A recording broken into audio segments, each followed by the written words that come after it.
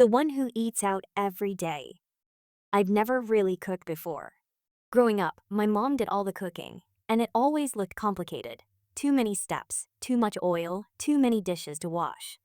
I remember standing by the kitchen door, watching her chop, stir, taste, and rush between pots and pans and thinking, that looks exhausting. So when I started living on my own, I just ate out. Breakfast at a convenience store, lunch from a noodle shop, dinner from a small diner near home. I don't hate cooking, I just never learned how. Sometimes I imagine that one day, if I'm lucky, my partner will love cooking, and I'll be the one doing the dishes happily. The one who can't cook. I've tried cooking a few times, but it never ends well. Even when I follow the recipe, something always goes wrong. The vegetables get soggy, the meat turns dry, or it's completely raw in the middle. I can't tell when food is done. Every time I try to fry something, the oil splashes and I panic. I don't know what medium heat really means or how to wash vegetables properly. My kitchen experiments usually end with takeout and a sink full of disappointment. Cooking feels like a test I keep failing, so I've kind of given up for now. The microwave chef.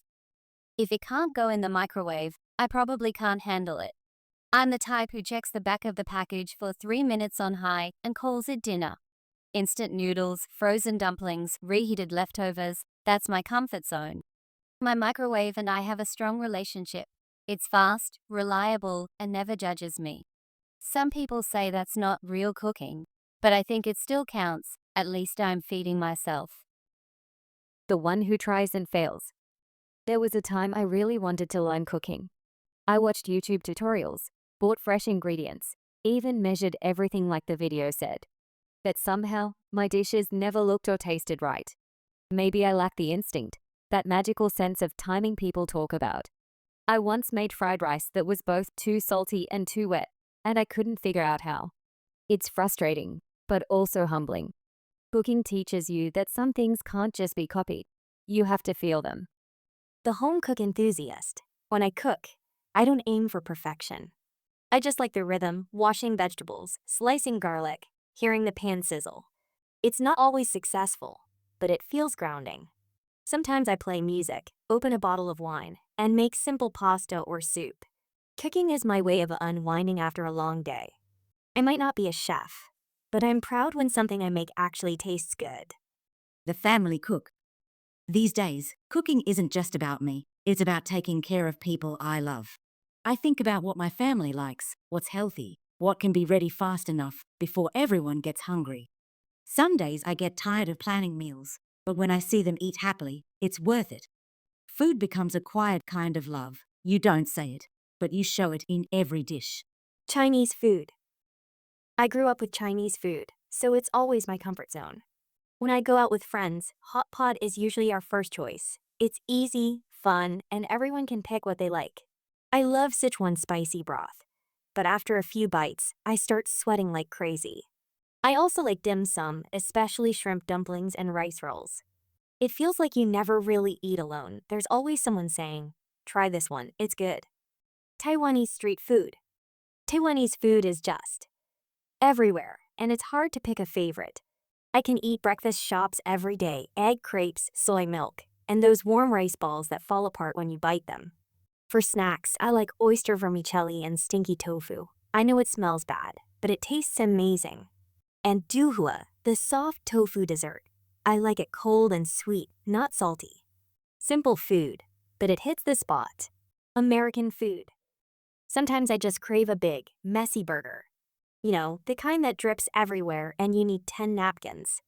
I hate it when the patty is dry. It has to be juicy. Fries are a must, and maybe a milkshake if I feel like going all in. It's not something I eat often, but once in a while, it feels great to just eat without thinking about calories. Italian food. I like Italian food, but I'm picky about pasta. I hate it when it's too soft. Real pasta should have a bit of chew. I learned the word al dente from a cooking show, and now I say it like I know what I'm doing. I also like thin crust pizza with simple toppings, not those thick ones loaded with cheese and sauce. Less is better for me. Japanese and Korean food. Japanese food always feels clean and light to me. Maybe that's why I never get tired of it. I love ramen, sushi, and donburi bowls. Korean food is the opposite: spicy, saucy, full of flavor. I can never say no to Korean BBQ. The meat, the side dishes, the lettuce wraps. It's just fun to eat with friends. And yes, kimchi with everything. Others around the world. I like trying food from different countries. Thai food is spicy but super refreshing. Indian curry smells amazing but stains everything, and Mexican tacos are the best when eaten with your hands. I wouldn't say I'm adventurous, but if something smells good, I'll try it at least once. I really can't eat spicy food.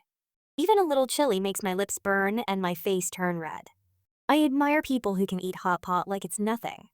Once I went to a Hunan restaurant and ordered a mild dish. It looked harmless, no red oil, nothing. The first bite was okay. The second bite felt like fire. And by the third bite, I was crying.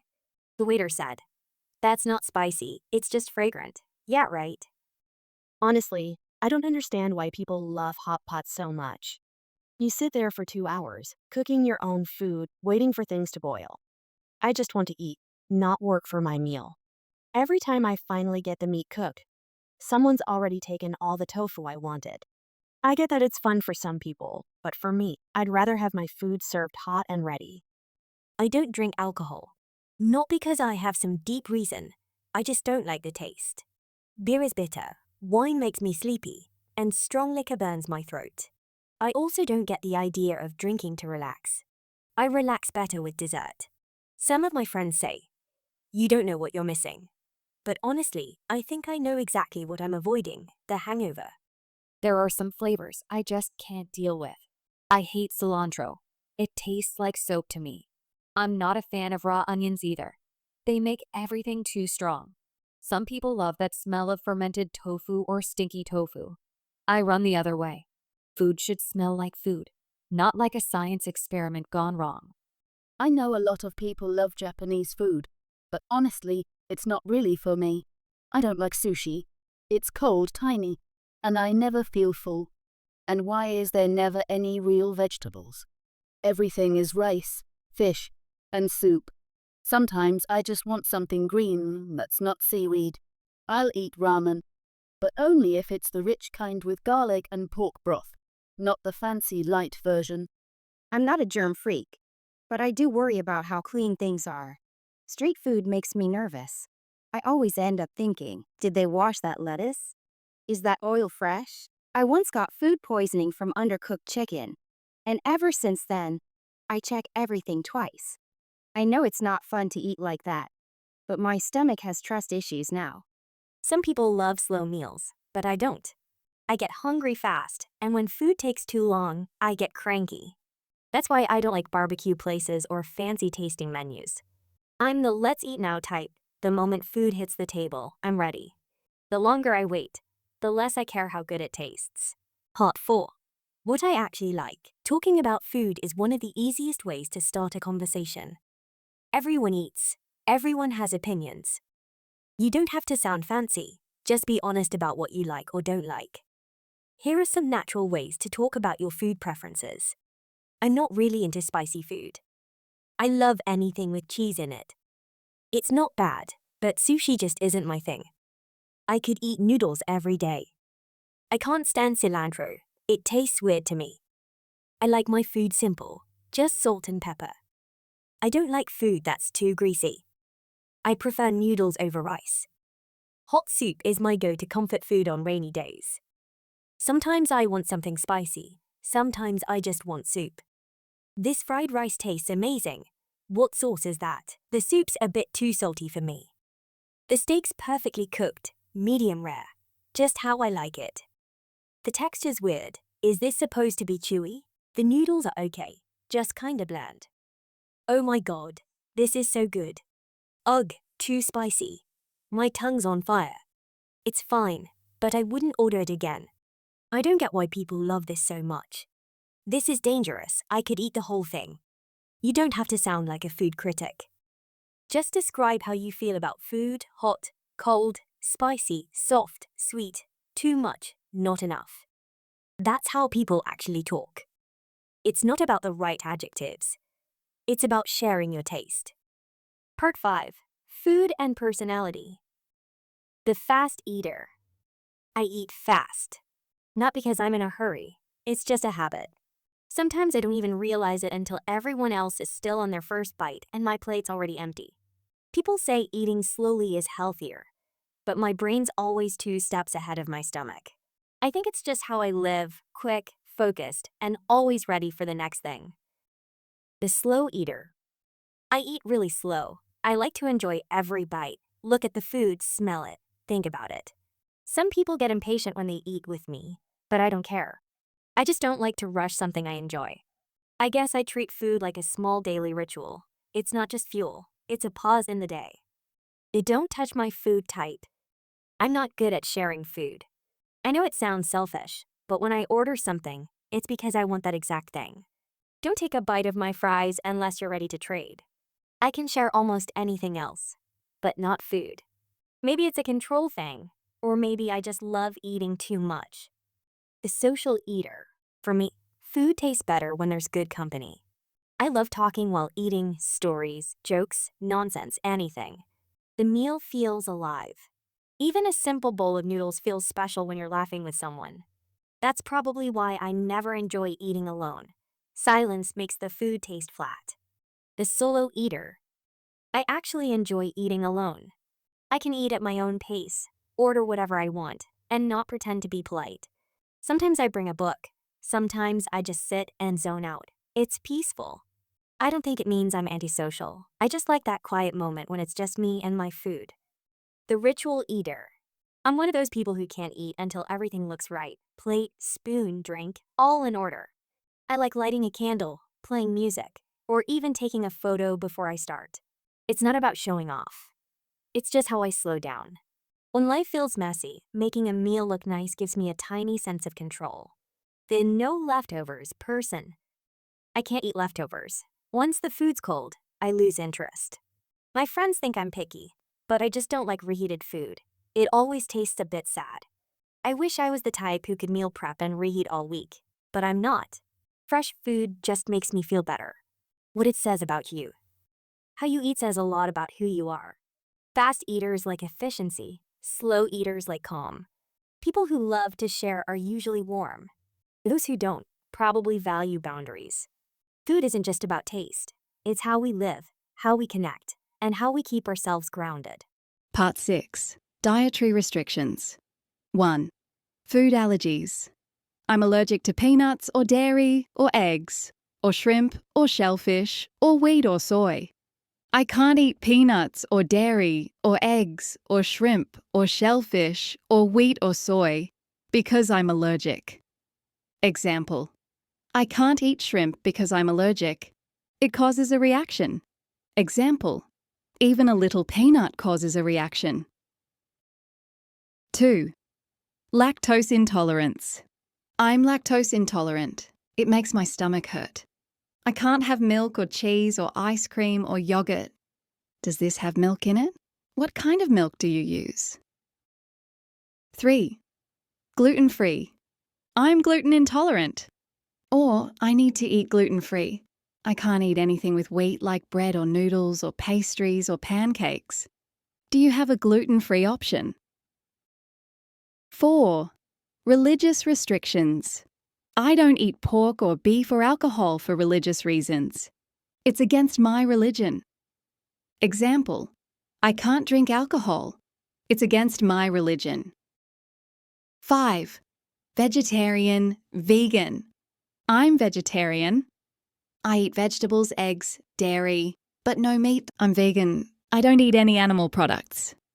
Do you have a vegetarian option? Is this vegan? 6. Health-related restrictions. I can't eat fried food, or sugar, or salty food, or spicy food because of my health. I'm watching my diet. Example. I'm watching my diet so I avoid oily food. 7. Natural ways to say, I don't eat that. I avoid seafood or fried food or sugary food. I avoid seafood. It doesn't agree with me. Used for foods that make you feel bad. My stomach can't handle it. Part 7. How to describe a dish. 1. Basic one-sentence description. This is a soup or stir-fry or noodle dish or snack or dessert made with chicken or garlic or tomatoes or noodles or tofu. 2. Ingredients. It's made with oysters, vermicelli, garlic paste, and cilantro. The key ingredient is garlic or fresh herbs or chili or pork bone broth. 3rd flavor. It tastes rich or light or spicy or sweet or salty or sour or smoky. It has a strong garlic or chili or herbal or seafood flavor. It's not too heavy. The flavor is pretty balanced. 4. Texture. The texture is crispy or chewy or soft or tender or creamy or crunchy. It melts in your mouth. It's a little chewy, in a good way. 5. Cooking method. It's usually stir-fried or deep-fried or steamed or grilled or roasted or simmered. It's cooked with soy sauce and garlic, so the flavor goes really deep. 6. When we eat it. We usually eat this during winter or family gatherings or breakfast or late-night cravings. It's a popular late-night snack. 7. Why people love it. People love this dish because it's comforting or simple or flavorful or nostalgic or refreshing. It's simple, but it hits the spot. It's the kind of food that makes you feel at home. 8. Universal template. A classic home-style dish. This is a classic home-style dish made with simple ingredients like chicken, garlic, and seasonal vegetables. It tastes rich and flavorful, but still feels light enough to enjoy any time. The texture is tender with just a bit of bite, which makes it really satisfying. It's usually stir-fried over high heat, so the aroma comes out immediately. People love this dish because it's comforting and familiar, the kind of flavor that brings you back to a warm family meal. We usually eat it during casual dinners, family gatherings, or whenever we want something soothing and easy to enjoy. Dessert. This is a light and comforting dessert made with fresh ingredients like milk, eggs, and a touch of sugar. It tastes mildly sweet with a smooth, creamy texture that melts in your mouth. The flavor is simple but satisfying. Nothing too heavy. It's usually baked slowly so the sweetness develops gently. People love this dessert because it feels warm and nostalgic, like something you'd enjoy after a family meal. We often eat it in the afternoon with tea, or as a small treat after dinner. Soup. This is a warm, nourishing soup made with ingredients like chicken, mushrooms, and fresh herbs. The taste is mild but deeply flavorful, with a clear broth that feels soothing and clean. The texture is tender and soft, easy to eat and comforting on a cold day. It's usually simmered for hours so the flavor becomes rich and balanced. People love this soup because it feels grounding and homey, something that instantly relaxes you. We usually enjoy it in winter, when someone is feeling tired, or when we want a cozy meal. Part 8. Real-life food expressions. 1. Ordering your way. Could you make it less spicy? No cilantro for me, please. Can I have the sauce on the side? Do you have a vegetarian version? Is there a non-spicy option? Could you make it less sweet? 2. Checking ingredients. Does this have peanuts? Is there any dairy in this? What's it made with? What's inside the sauce? 3. At the restaurant. What do you recommend? I'll have what they're having. I think that's too much food for me. Can I get a smaller portion? 4. Saying something is amazing. This is insanely good. This hits the spot. I could eat this every day. This is addictive. 5. Saying something is just okay. It's okay, nothing special. It's fine, but I wouldn't order it again. It's a bit bland for me. Not bad, just not my thing. 6. Saying you don't like it. It's too greasy for me. The flavor's a bit too strong. I don't think this works for me. Honestly, I probably wouldn't order this again. 7. Asking about a place. Is this place good? Is it worth the wait? How's the portion size? Is it spicy? 8. Everyday opinions.